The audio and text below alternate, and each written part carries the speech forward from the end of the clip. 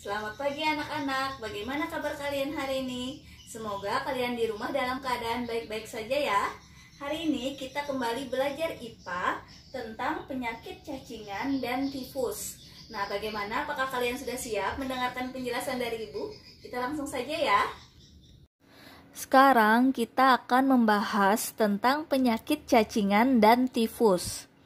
Pembahasannya ada di buku tema 3 halaman 72 dan 83.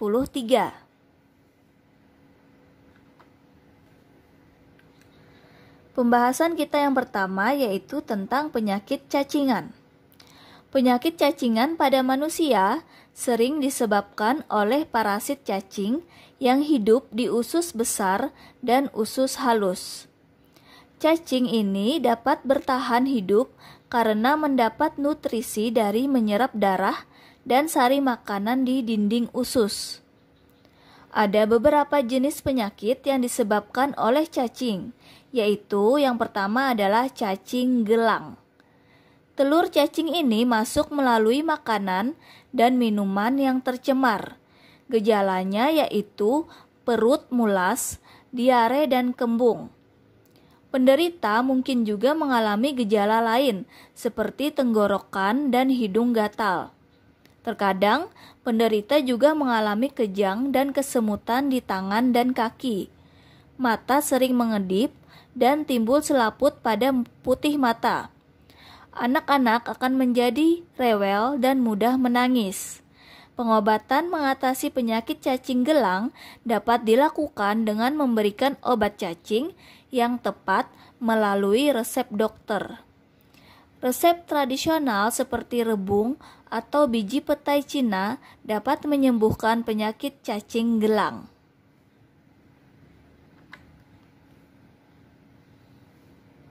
Dua, cacing tambang.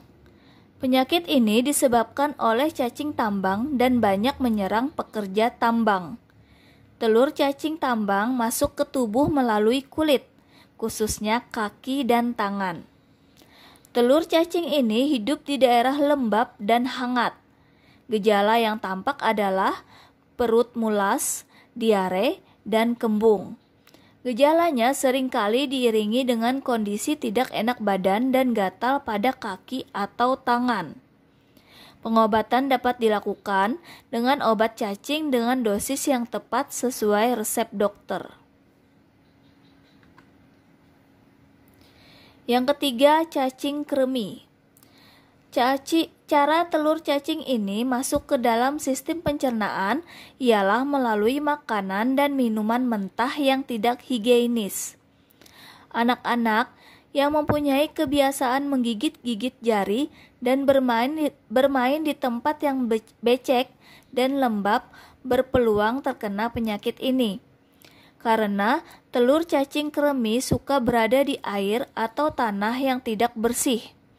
Gejala penyakit cacing kremi yaitu gatal-gatal pada liang dubur atau liang hidung. Jika parah, mata anak yang menderita cacing kremi tampak agak berbusa. Pengobatannya dapat dilakukan dengan memberikan obat cacing yang sesuai dengan dosis yang tepat atau memakan biji petai Cina sebanyak-banyaknya agar cacingnya mati dan keluar bersama tinja. Kemudian kita akan membahas tentang penyakit tifus. Tifus adalah demam tifoid.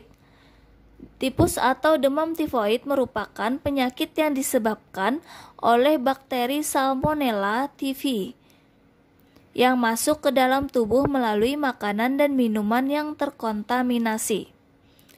Pengobatan tifus perlu segera dilakukan jika seseorang mulai menunjukkan gejalanya. Untuk mendukung pengobatan dari dokter, biasanya dokter akan memberikan resep tertentu untuk mencegah terulangnya infeksi di kemudian hari. Kamu juga dapat mengandalkan sejumlah bahan alami di rumah untuk mempercepat pemulihan tifus. Yang pertama adalah oralit. Resusitasi atau penggantian cairan tubuh sangat penting untuk meredakan gejala tifus. Salah satunya dengan meminum oralit. Bahannya berupa gula, garam, dan air. Cara membuatnya yaitu campurkan setengah sendok teh dan 6 sendok teh gula pasir ke dalam 4 gelas. Minum larutan Oralit selama beberapa kali dalam sehari agar memenuhi kebutuhan cairan sehari-hari.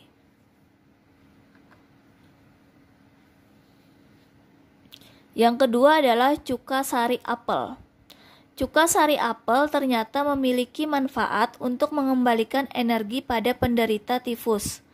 Sifat asam dari bahan ini dapat membantu mengeluarkan panas tubuh secara perlahan. Kandungan mineralnya turut menggantikan mineral yang hilang akibat diare. Cara membuatnya mudah, yaitu dengan mencampurkan setengah sendok teh cuka sari apel dengan sedikit madu ke dalam segelas air.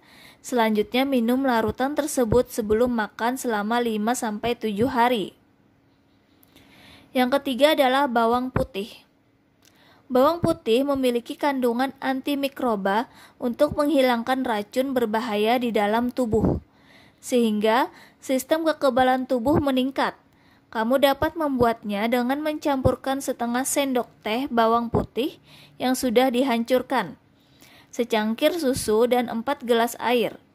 Rebus larutan tersebut hingga tersisa seperempatnya, dan minum sebanyak 3 kali sehari. Konsumsi bawang putih tidak disarankan untuk ibu hamil dan bayi.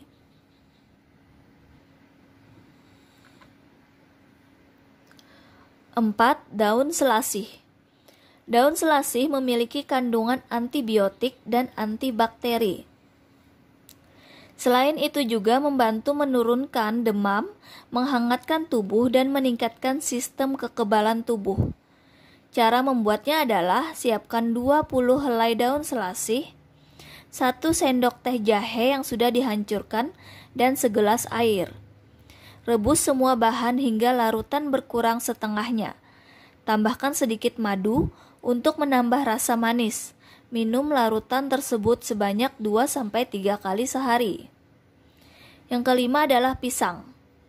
Mengonsumsi pisang dapat mengurangi gejala penyakit tifus. Pisang mengandung pektin yang dapat menyerap cairan di usus sehingga menurunkan frekuensi diare.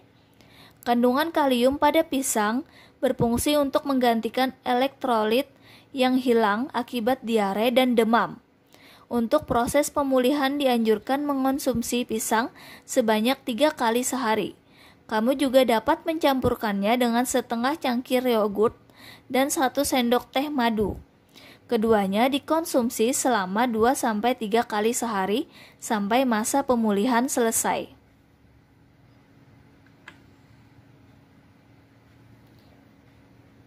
Tugas kalian hari ini, yang pertama, apakah penyebab penyakit cacingan pada manusia?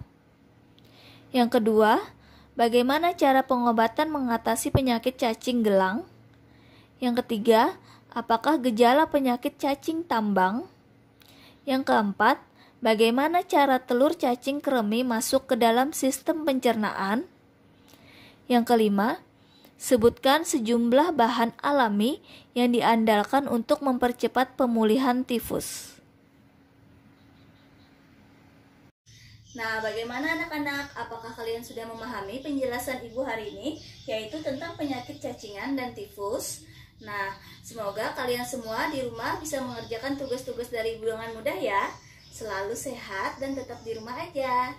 Terima kasih.